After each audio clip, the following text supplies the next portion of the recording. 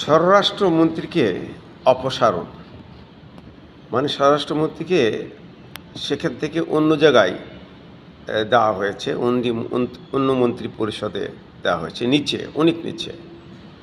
বাংলাদেশে মূলত দুই তিনটি মন্ত্রণালয় প্রধান, স্বরাষ্ট্র, আইন আর দু একটা, এগুলো মন্ত্রণালয় দিয়েই মূলত বাংলাদেশ সরকার চলে। স্বরাষ্ট্র তার মধ্যে সবার উপরে।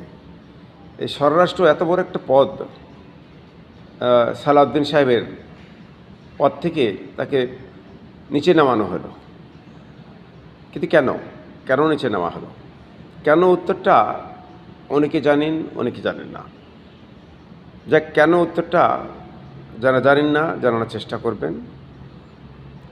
মূলত স্বরাষ্ট্র আমি ফোকাস দিব সালাউদ্দিনকে কোথায় দিলেন। সালাউদ্দিন সাহেবকে দিলেন এলজিআরডি মন্ত্রী। এলজিআরডি মন্ত্রী কে ছিলেন আগে ছিলেন মির্জা ফখরুল। তিনি এখন কোথায়? তিনি ইস্তফা দিয়েছেন। তিনি প্রেসিডেন্ট হওয়ার জন্য ইস্তফা দিয়েছেন, তিনি প্রেসিডেন্ট হবেন। আর স্বরাষ্ট্রমন্ত্রী, পানি সম্পদ মন্ত্রী যে ছিল, তাকে এখন স্বরাষ্ট্রমন্ত্রীর দায়িত্ব দেওয়া হয়েছে। প্রচুর রদবদল হচ্ছে বাংলাদেশে। ভালো পারফরমেন্স করার চেষ্টা করছে বাংলাদেশ সরকার। যদি ভালো পারফরমেন্স কোনো মন্ত্রী দেখাতে না পারে, নিচে নেমে চলে আসবে। উদাহরণ হলো স্বরাষ্ট্রমন্ত্রী।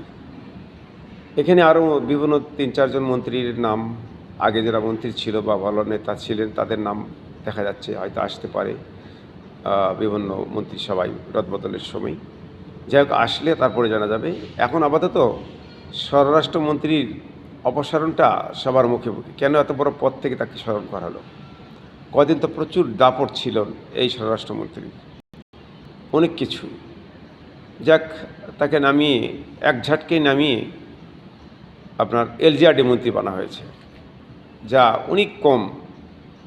স্বরাষ্ট্রমন্ত্রী হিসাবে আপনার এলজিআরডি মন্ত্রী অনেক কম। পাখির ডানা কেটে দিলে যেরকম হয় সেরকম কিছুটা।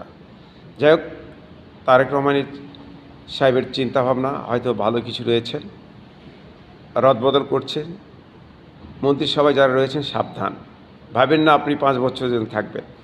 যে কোনো টাইমে আপনাকে নেমে দিতে পারে তারেক রহমান সরকার। তারেক রহমান আগেই বলেছেন, ভালো পারফরমেন্স না করলে তাকে মন্ত্রিসভা থেকে নিচে নামানো হবে। সুতরাং একটু ভালো কিছু করার চেষ্টা করেন, তাহলে হয়তো মন্ত্রিসভায় টিকে যেতে পারেন। অনেকগুলোই পরিবর্তন আসছে, দেখা যাক কী পরিবর্তন আসে। যদি ভালো কিছু পরিবর্তন হয় ভালোই তো। আশা করি বাংলাদেশ সরকার পরিবর্তনের মধ্যে দিয়ে ভালো কিছু আশা করবে, আমরাও করি। আজকে পর্যন্ত ভালো থাকুন, আল্লাহ হাফেজ।